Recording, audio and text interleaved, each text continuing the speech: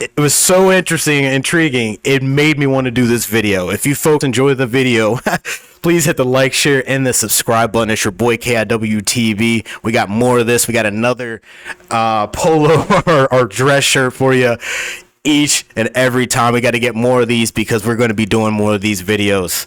Let's get right into it. Jake Tapper is talking to Congressman Adam Smith. It's July 10th, 2024. Let's go. Congressman Adam Smith of Washington State, the top Democrat on the House Armed Services Committee. And Congressman, for the record, we usually have you here to talk pure policy and foreign policy and armed services, not politics. But this is a fraught moment in our democracy. Where are you on this issue? What's your message to President Biden and to your fellow Democrats? Well, look, I think he should step aside. I think it's become clear that he's not the best person to carry the Democratic message. And here's the thing. We have an incredibly strong message and record to run on. And in all respect to the president, he's done a great job. Okay, when you look at where the economy was when he came in, how our economy dealt with COVID so much better than any other economy in the world, the progress that we're making, the unemployment rate, stock market. Look, there's a lot of work left to do. Housing's too expensive. Income inequality is still too great. But we've made progress on that too. That the lowest black unemployment, black poverty rate came under this president.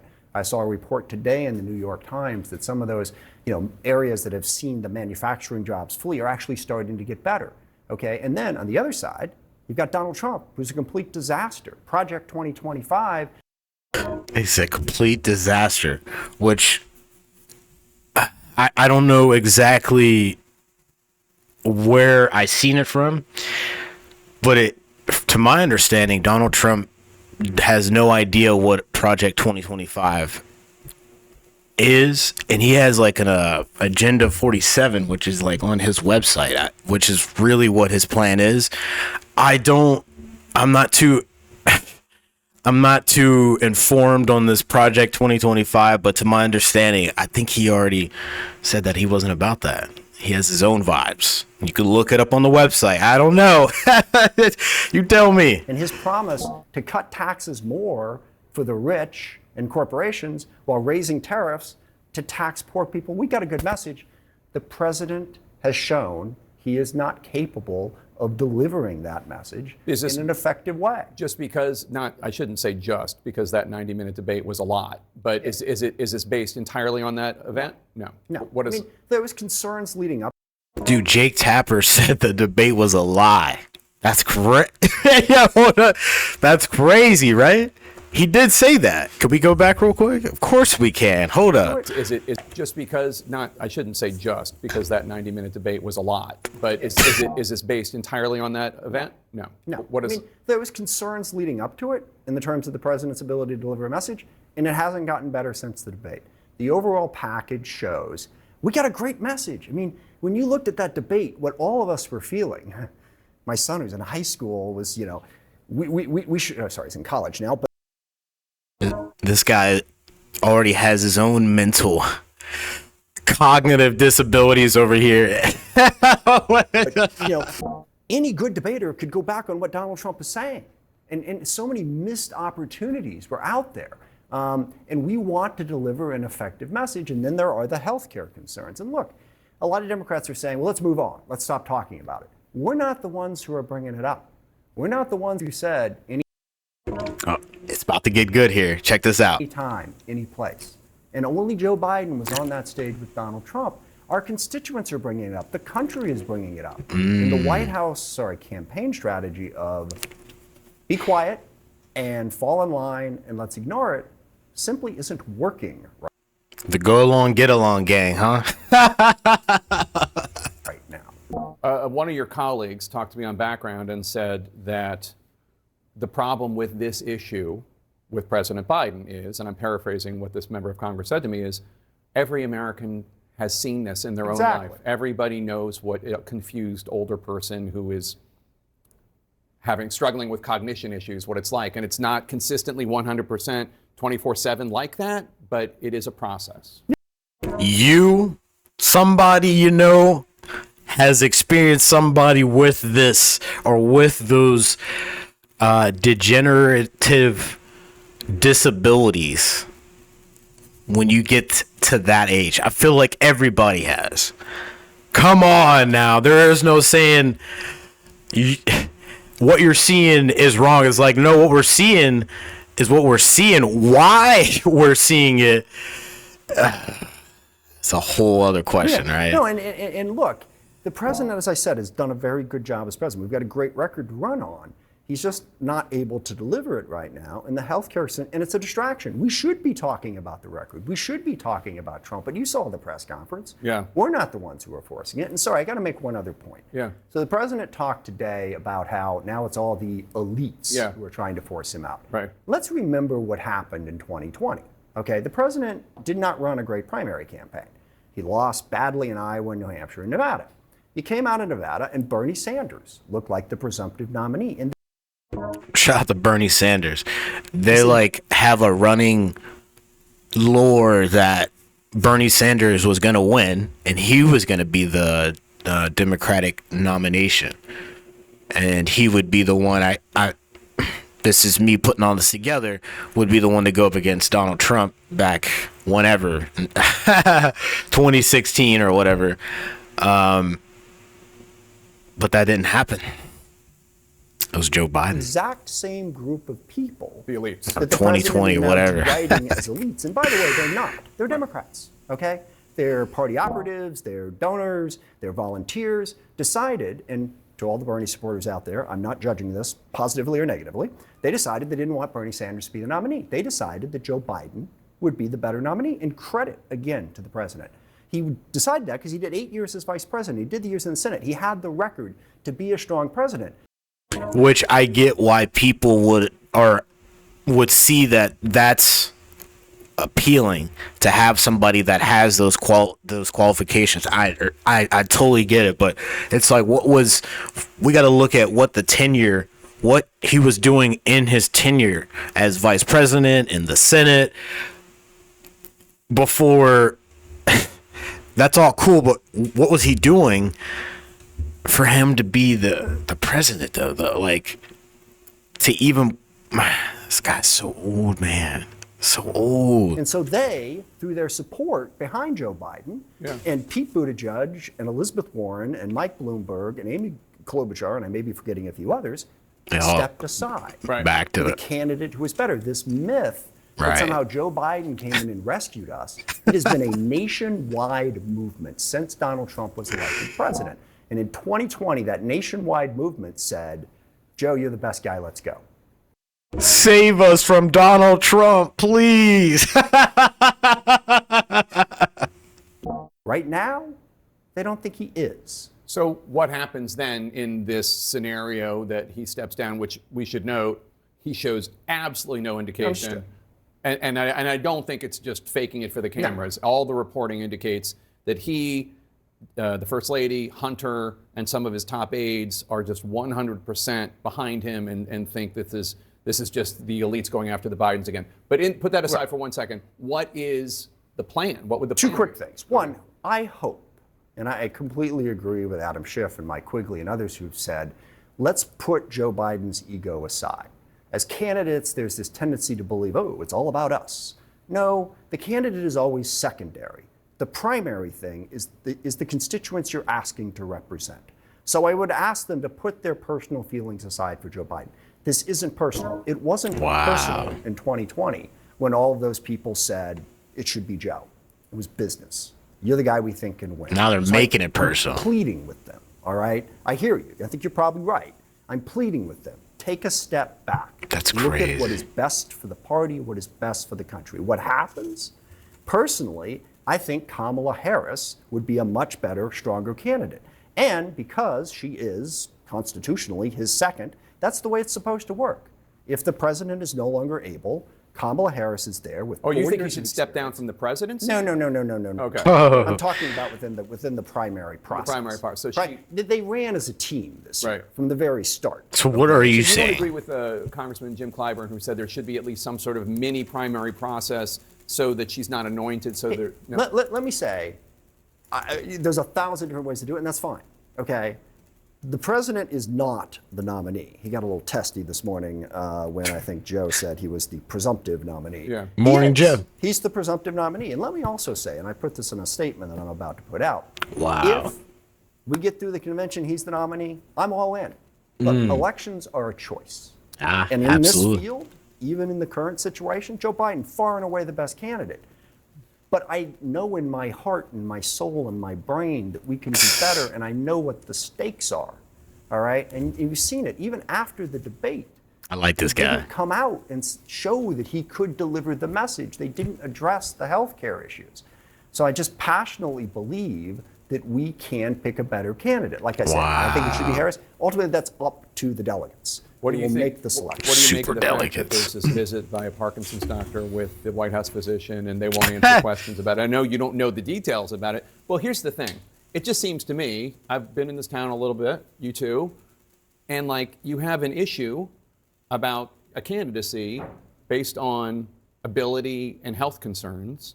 So what do? You Address try it. to resolve them. One, you put the candidate out for 2 hours and let them take questions from the press, show not just phone interviews and not just, I mean, George did a great job, but 22-minute taped interview is not what we're talking about. Right. A full hour and a half, 2 hours, take questions, blah, blah, blah. Right. And you put out all the health records. Jake Tapper using his head. I love it. This is some great journalism here. I like this guy. He's supposed to be on one side here, but he's like right in the middle. I need some folks with logic up here. Logic, looking in and asking the great questions. Holding these folks accountable. Let's go, dude. But they're not doing either of them. Let's go. I don't know.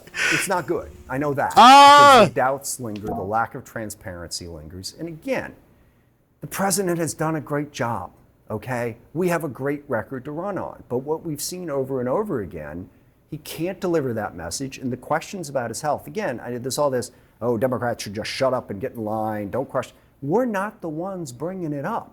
Right. The president's debate performance and what has happened since then, as well as some incidents before that, are bringing it. We have to deal with it. And here's another point. It undermines our credibility. Now, it doesn't all have to be on the candidate. Messengers can be good. Wes Moore, Shapiro, Gretchen Whitmer, Gavin Newsom. We got really good messengers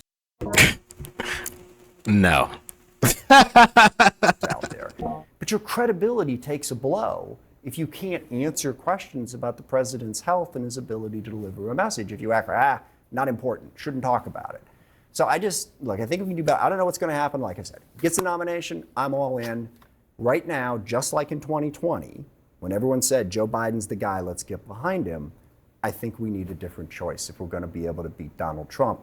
And that's what matters. It's not about Joe Biden. It's not about individuals. It's about making sure we move this country in the right direction going forward. I was about to say, these folks are so worried about beating the other opponent. It's like, what about making America like safe? Like, what about like protecting our troops and like making good deals with folks? What about like keeping us from going to war with other countries? Like, what about all that stuff? Everyone's just like, we don't want this one man, this one individual. It's crazy. Congressman Adam Smith, Democrat of Washington State, thanks so much for being here. Thanks for your candor. Also, I appreciate it. Democratic Congressman Seth Moulton, he's calling on President Biden. Is this Aaron Burnett?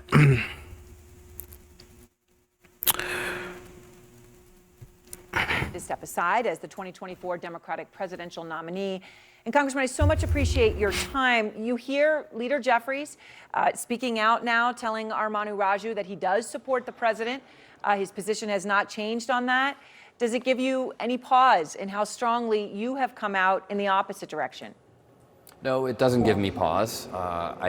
This was a hard decision for me to reach because I love Joe Biden. He's an amazing president. He's even been a great mentor and friend to me personally. I used to have breakfast with him when he was the vice president. He coached me on being a freshman in Congress. But we need to win this election. The reality, though, is that for the president, he's got to be all in until he's not. And I think a lot of party leaders feel the same way. For us in the rank and file, we're trying to be a little bit more honest and really just push in the right direction here. I hear from constituents all over the country right now that we're desperate to win this election, and we've got to make sure we have the best candidate to defeat Donald Trump. So you did Desperate. also hear, Congressman, the White House press briefing, that back and forth regarding a neurologist's visits, plural, to the White House. So I guess just asking you, and I understand, you've already made it clear what you think the president should do, that you think he should step aside, but what more do you want to hear from the White House right now about President Biden's health? And in some ways, I think the health is a distraction. We need a campaign plan. We need to understand what he's going to do. This guy's health is a distraction, right? Don't worry about his health. We need a campaign freaking plan. Don't worry about his health. Don't worry about that over here. That's not a fire. Let's worry about this right here. This is not on fire. Differently to win, because right now we're behind in the polls, especially in the key swings. You're behind in the polls because this guy is so old and he has health issues that's not being addressed to the public. We'll put it that way. The way that States, the president needs to carry this election, and those polls got worse after the debate.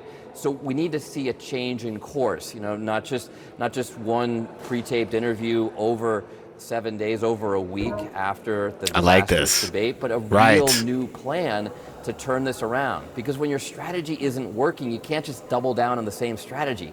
You have to have a new strategy. You have to have a new plan.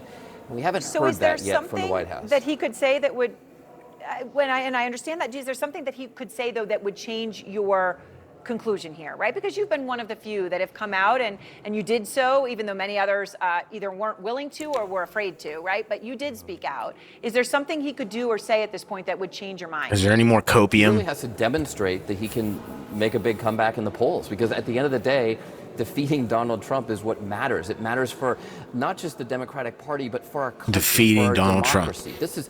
This is a convicted criminal who incited a mob to storm the Capitol, something that's never happened before in American history. And now he gets blanket immunity from the Supreme Court. The second term of Donald Trump could be far, far worse. So what Democrats want, what I want, is a clear plan to win and a candidate who can demonstrate that he can go toe-to-toe with Donald Trump and defeat him. I mean, look, Aaron, this really should be easy. He's a convicted criminal. He said, this is light work. This guy, man, we got Joe Biden. This is light work. I can't with these people. No, Representative Seth Moulton. Okay, so we got Anderson Cooper here. Let's go check out what Anderson Cooper has to say. These people are so funny, bro. From a piece of it, more than a week since the debate, and after talking with my constituents, I believe President Biden must do more to demonstrate he can campaign strong enough to beat Donald Trump. There is such a case to be prosecuted against Donald Trump. President Biden has to lead the charge in making that case.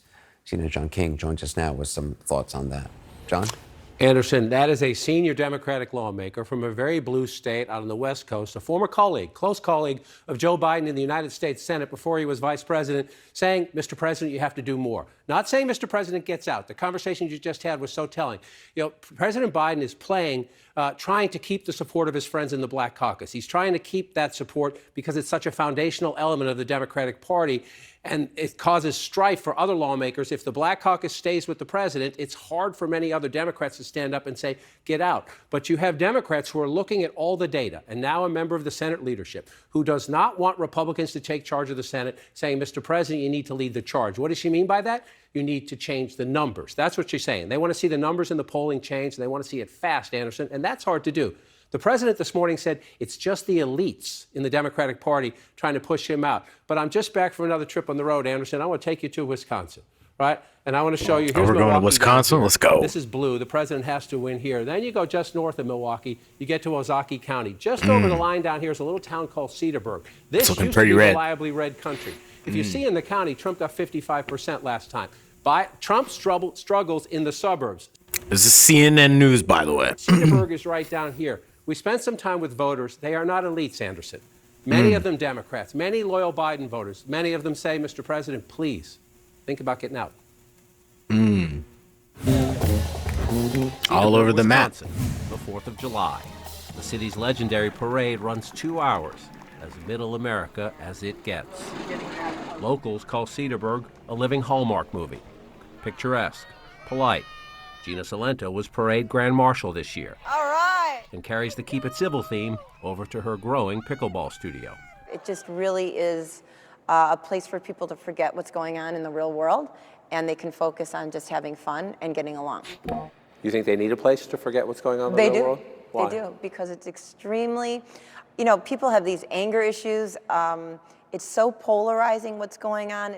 It's a lot of anger. It's a lot of polarization for sure between the two parties and folks of different colors and religions and stuff like that and different ideologies. And it's insane.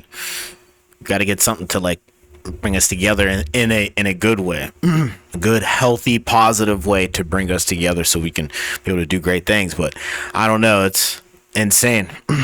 Yes, Same signs right of now. polarization even here. But anxiety among Democrats is what jumps out now. I think that last week hurt so much that he's really got to think of the party and the country before he thinks of himself. Lisa and Troy I like Reisman that. are moonshiners. I like that. Are Biden voters and are still stunned by his debate disaster. Quite frankly, I didn't even finish watching. I was really having a hard time watching it. And yeah, it was definitely scary. The first people that I called were my parents who are really old, and I said, what did you guys think about that? Because obviously, I still know where I'm going to vote, where my vote's going to lie, but they don't, and they were equally as scared. Tiny Cedarburg, population 12,000, a new battleground community within one of America's most competitive ground states. Not long ago, it voted lopsided Republican, but Donald Trump struggles in America's changing suburbs. He won Cedarburg in 2016, but with just 55%. Joe Biden won in 2020, just barely, by 19 votes.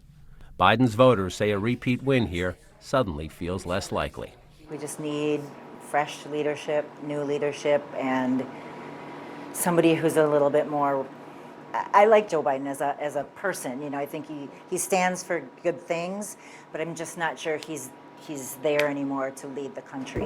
Think of the future. Think of our kids and grandkids, and maybe you should step aside only because this future doesn't look too bright with the other side taking over.